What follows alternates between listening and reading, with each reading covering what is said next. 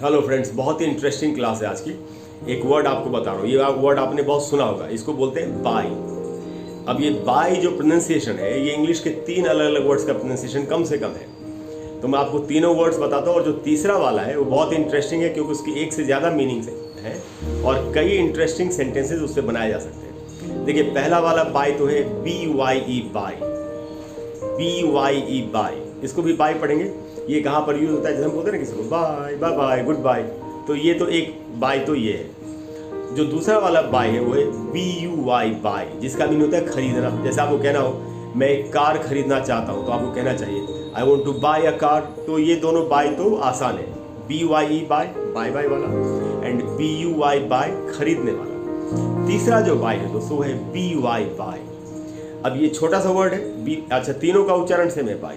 तो ये तीसरा वाला जो बाय है BY बाय, इसकी कई सारी मीनिंग्स हैं, और अगर ये सारी मीनिंग्स हमको नहीं आती हो तो हम बहुत तरह के सेंटेंसेस कभी बोल ही नहीं पाएंगे। ये भी एक कारण होता है दोस्तों, हम ठीक से इंग्लिश नहीं बोल पाते क्योंकि हमको एक वर्ड की ज़्यादातर मीनिंग्स, मैं ये नहीं कहता कि एक वर्ड की हर मीनिंग हमको सीख लेनी चाहिए, लेकिन कम से कम जो बहुत ज़रूरी है कम्युनिकेशन करने के लिए वो तो पता होना चाहिए। तो बाय की इतनी मीनिंग्स मैं आपको बता रहा हूँ जो बहुत ज़रूरी है हमारे लिए सीखना। तो देखिए, BY बाय की पहली मीनिंग होती है के द्वारा, यानी किसी के द्वारा अगर कोई काम किया गया, ऐसे पैसिव वॉइस में यूज़ होता है। जैसे अगर मुझे ये कहना हो कि ये कुर्सी पंकज के द्वारा तोड़ी गई, तो मैं कह सकता हूँ this chair was broken by Pankaj.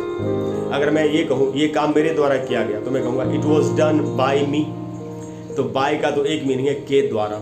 इसकी दूसरी मीनिंग होती है जब आप किसी काम को करने का तरीका बताते हैं, किस तरीके से उस काम को किया गया। जैसे अगर मैं ये कहूँ कि मैं हमेशा ट्रेन से यात्रा करता हूँ, यानी मैं अपने यात्रा करने का तरीका बता रहा हूँ, तो मुझे कहना चाहिए I always travel by train, यानी ट्रेन से तरीका बताया।